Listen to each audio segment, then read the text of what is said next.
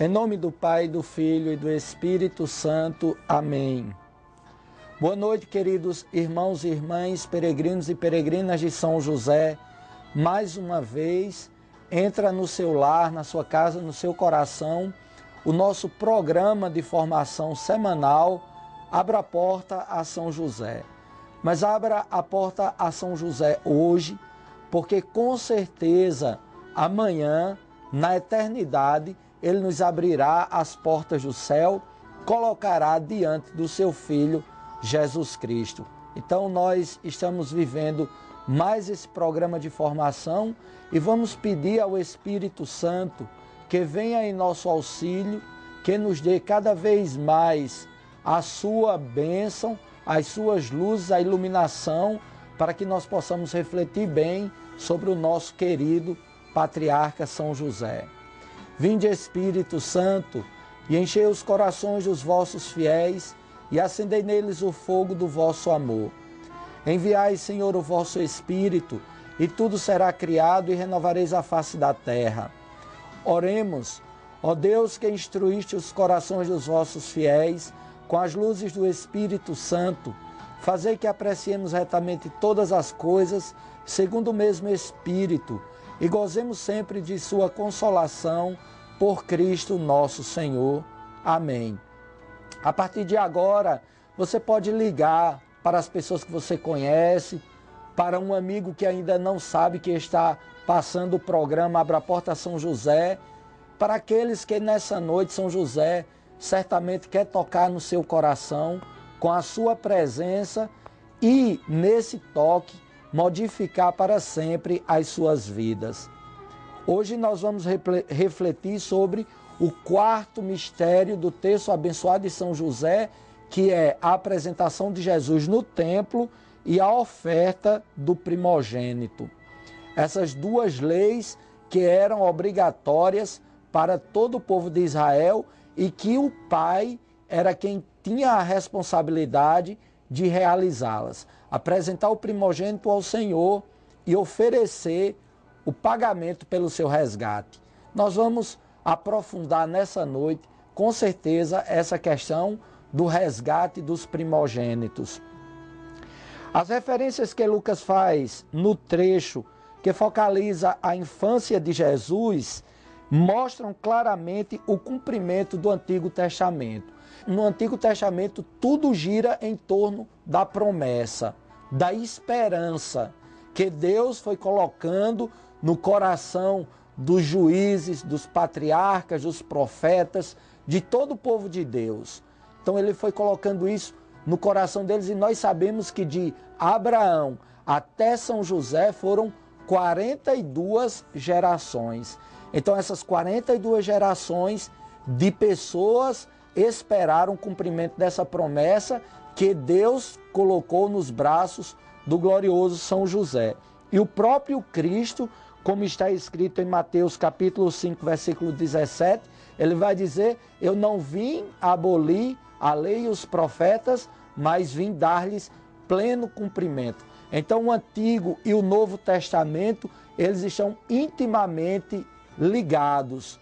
Um completa naturalmente o outro.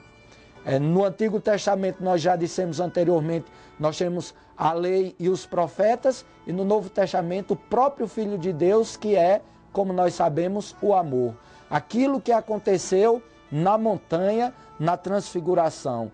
Lá estava Moisés, simbolizando a lei, lá estava Elias, simbolizando os profetas, e no meio estava Jesus, que nós sabemos que é o amor, aquele que veio fazer essa ligação entre a lei e os profetas.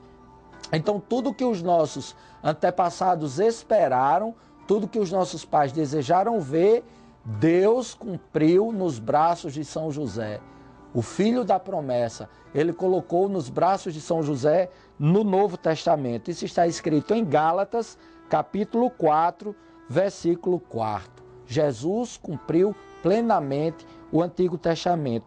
Então, a preocupação que São Lucas tem é de mostrar que em Jesus aconteceu o dia tão esperado, o que eles chamavam o dia de Javé, o dia de Deus, naquela oferta plena de santidade, plena da vontade de Deus, plena de todo bem e de todo amor, estava o próprio Deus. E o rito da purificação de Nossa Senhora, ele aconteceu apenas como uma espécie de moldura para o quadro espetacular que foi a oferta do próprio Filho de Deus. Nós sabemos que era lei, e está em Levítico capítulo 12, versículo de 2 a 4, que toda mulher, depois que desse à luz, ela tinha que passar pelo rito de purificação. E esse rito ele era necessário, eram 3 ritos fundamentais, 3 regras fundamentais que o povo hebreu tinha que cumprir relacionado ao filho. Era a purificação da mãe, era a apresentação do primogênito ao Senhor e o resgate do primogênito. Nós sabemos que o rito de purificação de Nossa Senhora era altamente desnecessário, porque ela nunca deixou de ser pura. Nós sabemos que Nossa Senhora ela é virgem antes do parto, porque ela engravidou por obra do Espírito Santo, ela é virgem durante o parto e depois do parto. Então ela não tinha nenhuma necessidade de participar desse rito de purificação, porque o que havia sido feito nela era obra de Deus, obra do Espírito Santo. Mas o que é que São Lucas quer que a gente compreenda? São Lucas quer que a gente compreenda que o rito da purificação da mulher era apenas uma moldura, porque a pintura especial fundamental era a apresentação de Jesus no templo. Ela não precisava de ter se submetido a esse rito de purificação.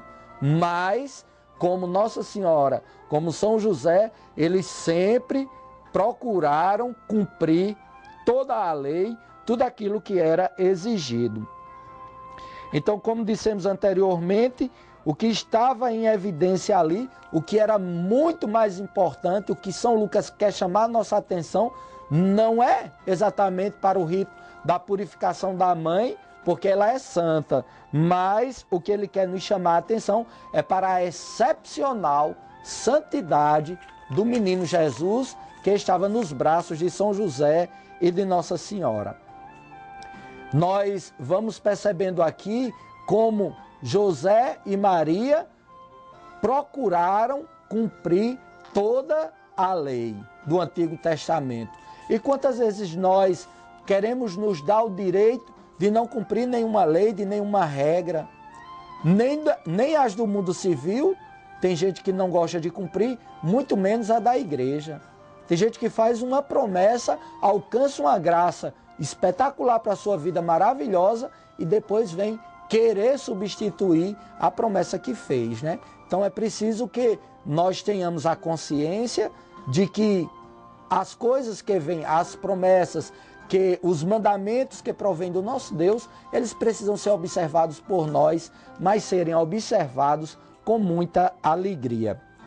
Nós vamos agora falar um pouco sobre a apresentação de Jesus e sobre o que os judeus eles chamam de resgate de todo primogênito.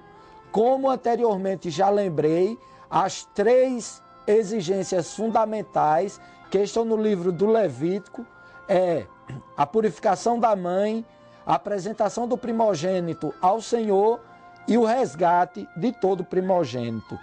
O que era o resgate do primogênito? Conforme o livro do Levítico, na lei de Moisés continham 3 prescrições. A purificação da mãe, depois de 40 dias do nascimento do filho, a consagração a Deus de cada primogênito, seja ele homem ou animal, e o resgate de cada primogênito. Isso aqui está escrito no livro do Êxodo, capítulo 13, versículos 2 e versículo também 13. Entretanto, Lucas evidencia a apresentação de Jesus no templo, isso para ressaltar o valor histórico que seus pais realizavam em vista da missão desta criança santa por excelência. Então, o que Lucas vai chamar a atenção é da apresentação de Jesus no templo, ressaltando assim, o que Lucas vai procurar ressaltar é a missão de Jesus e a sua santidade. O que ele tem de mais importante para todos nós. Ele, Jesus, é um consagrado a Deus de maneira única e com uma especial consagração. Além disso, São Lucas fundamenta-se no Antigo Testamento, onde a palavra consagração tem a conotação em relação aos levitas e sacerdotes que desenvolviam o serviço no nome do Senhor. Isso está em Deuteronômio capítulo 12, versículo 17, Deuteronômio 17, versículo 12 e capítulo 18, versículo 5. Lucas vê em Jesus, desde aquele momento, um grande sacerdote da nova aliança e também como sacerdote que se oferece como sacrifício vivo. Então Lucas já vai procurando nos mostrar que além de ser um grande sacerdote, Jesus é ao mesmo tempo sacerdote e se oferece como sacrifício. Por isso que Jesus é chamado o sumo sacerdote, porque ao mesmo tempo ele realiza o sacrifício e ele se oferece como hóstia. Então ele é o sacerdote perfeito. Assim, São José e Maria apresentam ao Pai o próprio Filho Jesus como sacerdote e hóstia dado em sacrifício. Ele é o sacerdote e ao mesmo tempo ele é a hóstia que se oferece ao Pai em sacrifício por todos nós. Aqui a gente já vai percebendo como esse rito, como essa apresentação de Jesus no templo vai nos enriquecer cada vez mais. A lei do primogênito, estabelecida em Êxodo, capítulo 13, versículos de 1 a 15, era muito importante porque lembrava a absoluta dependência de Deus que Israel teve para a sua libertação no Egito. Então, todo primogênito, homem ou animal, devia ser consagrado ao Senhor. Ele devia ser consagrado ao Senhor para lembrar da libertação do Egito. O primogênito, ele não podia ser destinado a nada de profano. Essa era a ideia, que o primogênito ele fosse consagrado ao Senhor. Portanto, o primeiro objetivo que Lucas coloca para a viagem da Sagrada Família a Jerusalém é a de apresentar o Senhor, o menino, o primogênito de Maria.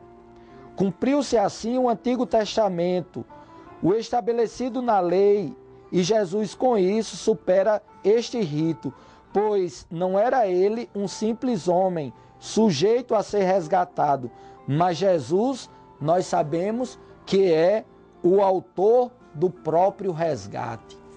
Foi ele quem nos resgatou a todos da situação de pecado, foi ele que nos resgatou a todos de uma vida muitas vezes marcada pela tristeza, pela angústia e pela dor.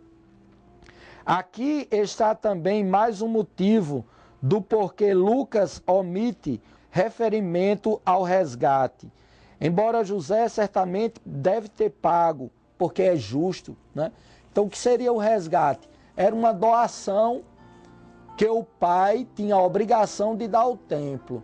E de quanto era essa doação? Fala-se no trabalho de 20 dias de um homem. O homem trabalharia 20 dias e daria esse dinheiro como resgate pelo seu filho no templo. Uma espécie de doação, né? Uma espécie de doação. Então, mesmo que Lucas não tenha dito que Jesus foi resgatado por José, nós imaginamos que pelo cumprimento de todas as leis e regras e normas que José e Maria eles cumpriam, certamente São José pagou esse resgate ao templo, pois era uma obrigação do pai. Era obrigação do pai pagar o resgate. José, com suas próprias mãos e plenamente consciente dos mistérios, ofereceu e consagrou a Deus sobre o altar do templo o menino Jesus. Ele consagrou o menino Jesus no altar do templo. Então nós vamos ao nosso intervalo. Daqui a um pouquinho estamos de volta. Você não saia daí, que nós vamos agora aprofundar a participação de São José nesse momento de apresentação de Jesus no templo. É rapidinho, vai tomando um cafezinho aí e a gente já volta logo em breve.